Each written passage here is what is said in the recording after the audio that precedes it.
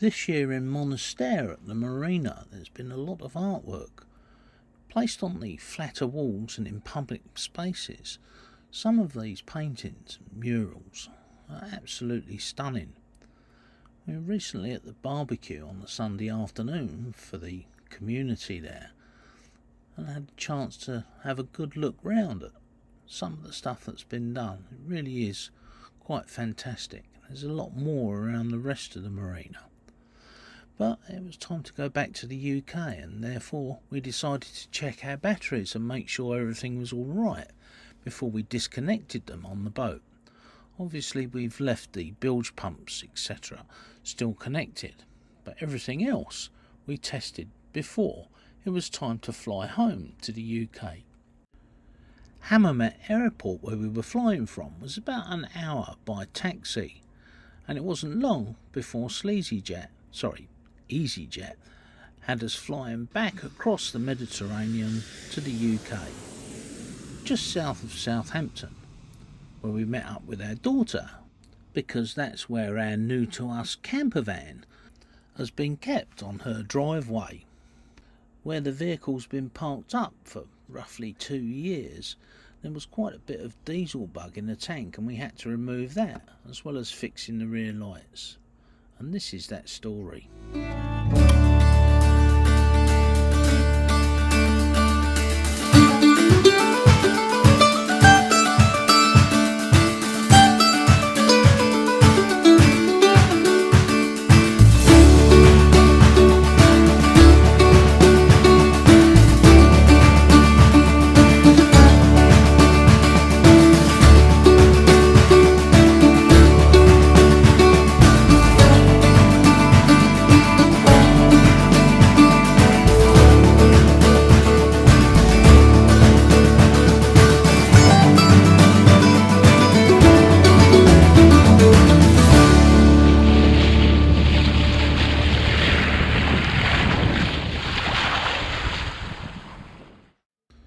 The management at Marina Monastir have made a big effort to make the place more appealing, and part of that effort has been a lot of murals and wall paintings in various locations around the marina. These paintings and murals have given the marina a much more European feel.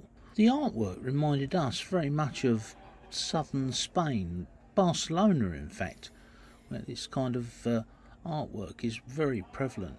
And you'll remember in Samos, Greece, we saw similar decorations. Right, here we are in the forward cabin. We've got all the berths up at the moment. Just checking our spares, because we're going back to the UK in a short while, and I want to make sure that my list of spares tallies with what we've actually got. Meanwhile, I'm checking the bow thruster battery, because that's an AGM. I don't know if you remember, but we have 2 AGMs on the boat. Actually have 3 AGMs on the boat. We have one which is the buffer battery for our lithium, one which is the bow thruster battery, and one which is our starter battery. Our starter battery had to be replaced 18 months ago, and we did that, and that was the same age as the bow thruster battery approximately, but the bow thruster battery seems to be, or was last time I checked, in better condition. So I'm going to get my battery analyzer out and check it, and I'm going to disconnect the battery and leave it disconnected, because while we were away I don't want to have the mains plugged in and the battery chargers running. Right, let's have a look. There we go. Negative goes on there. The positive is right underneath there. Let's see if I can get that cover off. Well, actually I can go to there, because that's the same. That lead is actually just from there to there. Let's start. So battery, enter, type AGM, enter. Standard amp hours, enter. It's a lot less than that, it's 100 amp hours, enter. Testing, there we go.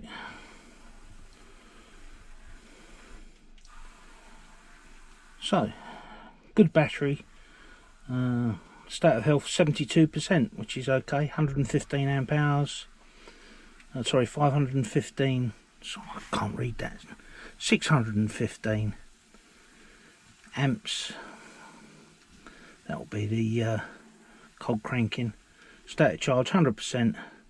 12.7 volts, and the internal resistance, which is the important one there, 4.03. Okay. Let's print that out. Printing. Okay, I'll tear that off.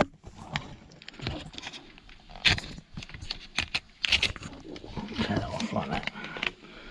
And I'll leave that under the battery handle. We know where that is. That's good. Pleased about that. Some of our other heavy spares going there, spare propellers and spare pumps and what have you. Right, let's put this lot away. There. Well, I've got our battery bay open. We're I'm testing the buffer battery.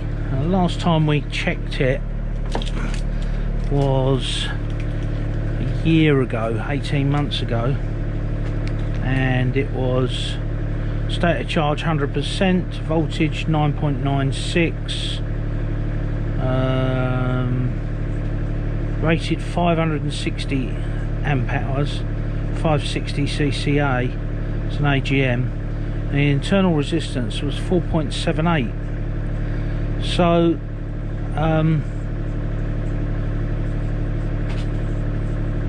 what does it say? Said good battery, state of charge 84%. Hasn't been on charge for about 2 weeks, 3 weeks. State of charge, it hasn't given it. Just says 0%. 11.92 volts, 25% health, 240 amps, rated at 60 amp hour. So what were we rated at before? 560 amp hour. That's not good. 480 cc, type regular flooded. Well, that's clearly wrong, so I'm going to have to check that out, because it should say AGM there. We'll check it out again in a minute. I'm going to leave it to charge, and I've got to leave it half an hour or so once it's charged up. So we've got the engine running, just been through everything else, made sure, got the tester on there. We'll leave it to charge for half an hour and see what it's like.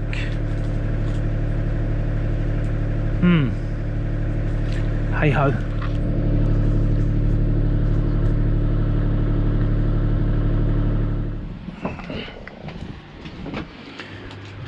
Okay, well, that's been on charge for a little while. It's settled down for about an hour now, and it's settled down to 12.49, which is that one there, look.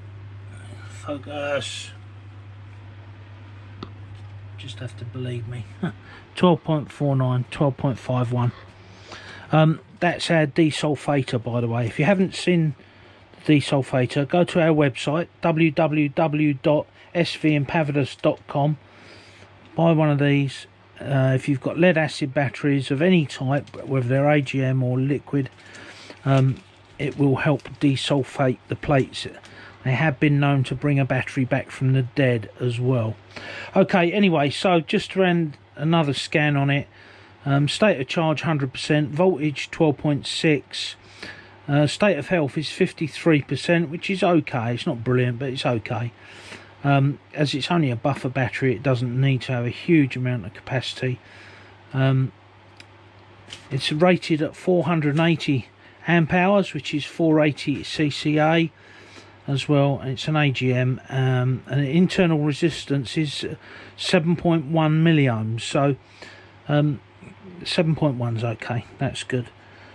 So what I'm going to do is I'm going to leave it connected. I'm going to start the engine and run it for an hour every week before we leave, and then the last time I do it, I'll disconnect that battery and it can sit there fully charged, hopefully.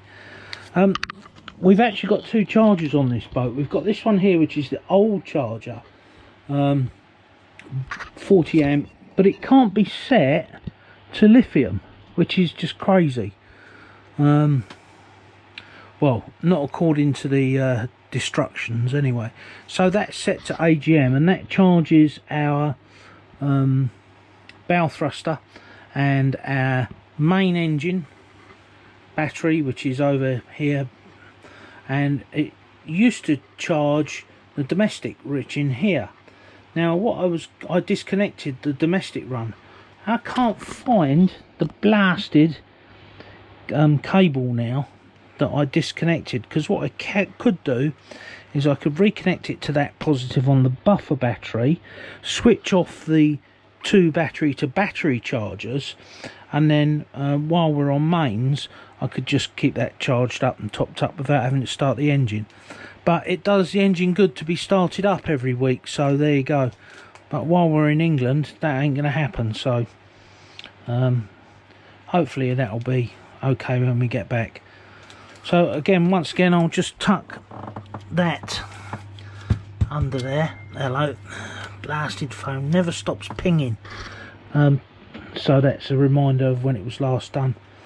At some point it would be nice to tidy all that up. It's a shame it kind of comes like that from Bavaria, believe it or not. Anyway, I have added a few, the yellows and the whites, because I always use double insulated cable where I can, and the solar, which is the two big red ones there, sorry, the red and the black there.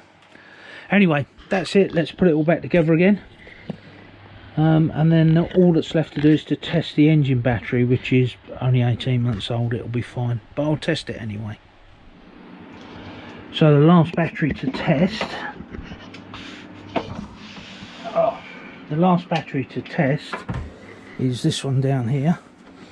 Keep other junk in this because we never go in there. Actually, I was in here the other day. So I will disconnect those two terminals, turn the switch off here, which is off. Now I'll disconnect that and we'll test it.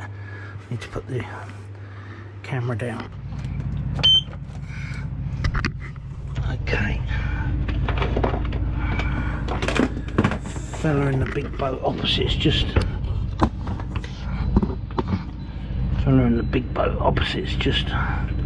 started his engine up, and I have a Impavidus low starter voltage. Yeah, well, I've disconnected it. It will do.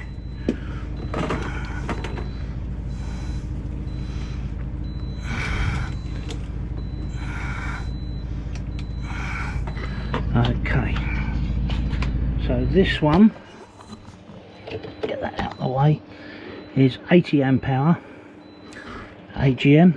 So settings, sorry, battery, enter, AGM, select, amp hour, select, 80, enter. It's testing. Come on. Test away. State of charge 100%. 100%. State of health perfect. And 3.09 milliohms. So that's what it should be. It's perfect. Brilliant. Let's print that out.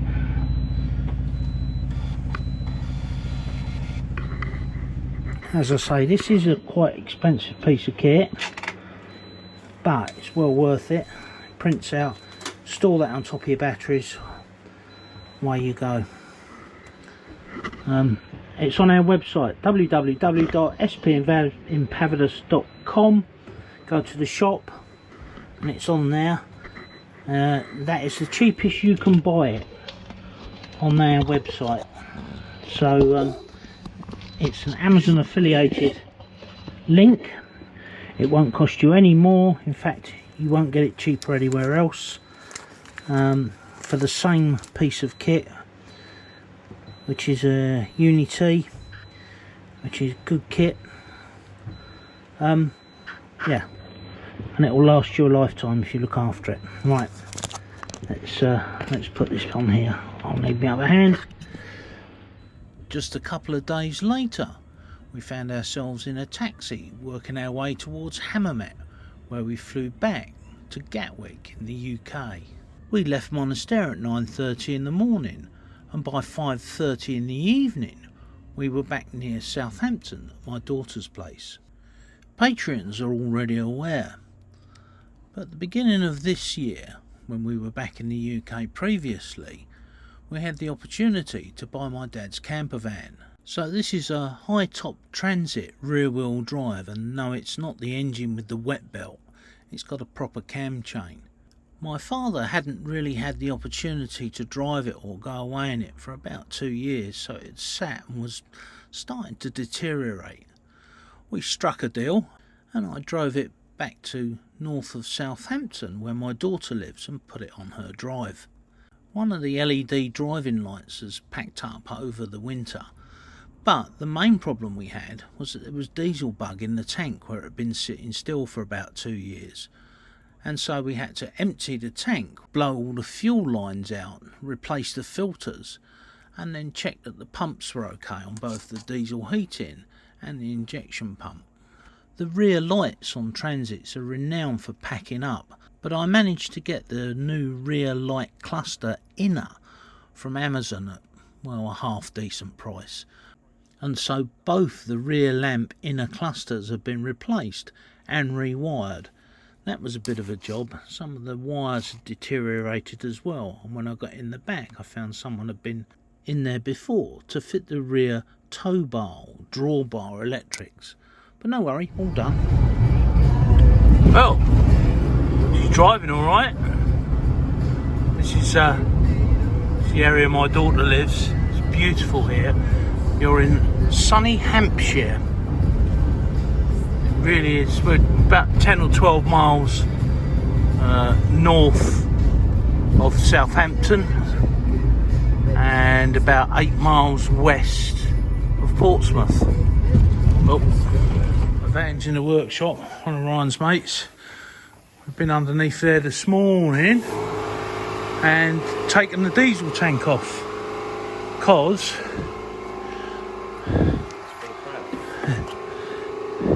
it's full of detritus.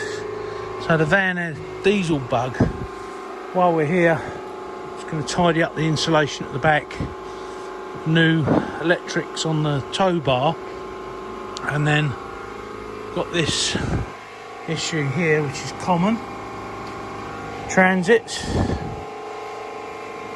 I can get some more of them ordered. What was the other thing? Yeah, these are the bottom one is the fog light, and although they work, they're a bit icky. We've got a few little rust spots that we're going to deal with. Another one there,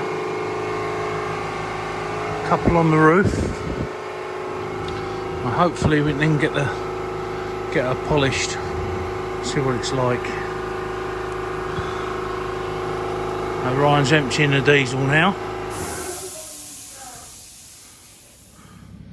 I've got all the light cluster out, pulled a new cable through in the conduit, ready to go, and then found this already in there.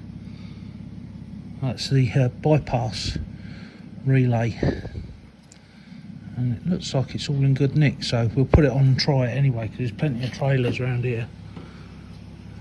to do that. Yeah.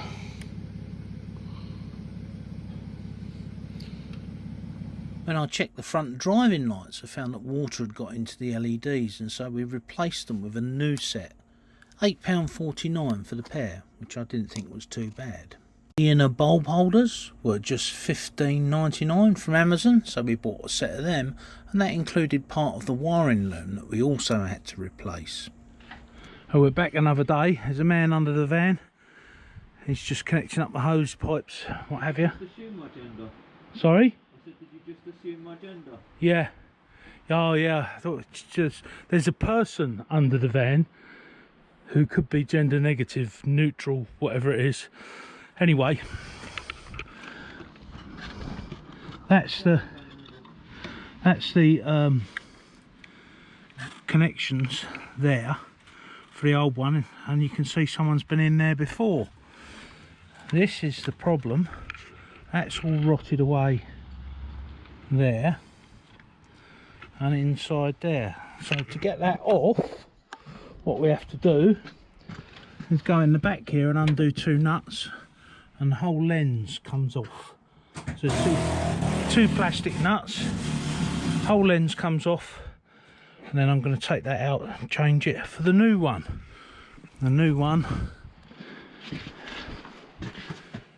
is that one there. Absolutely identical, except not rotten. And there's the cable, so we'll change that over. I've got to put the phone down, sorry, camera down. See if I can do that. Well, changing those inner light cluster bulb holders was really quite boring, and got it done.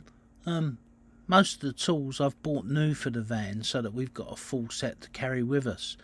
Next week we make the decision to change the van to lithium after testing all the batteries and finding that not one of them was more than 50%.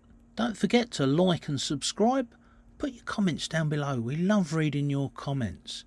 And pop over to our website, we've got a few extra bits and bobs there.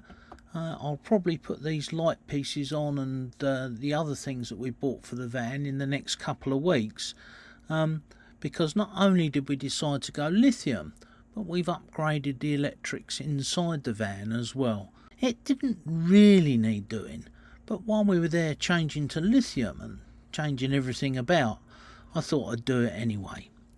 Right, see you later guys, sail safe and drive safe as well. Bye for now.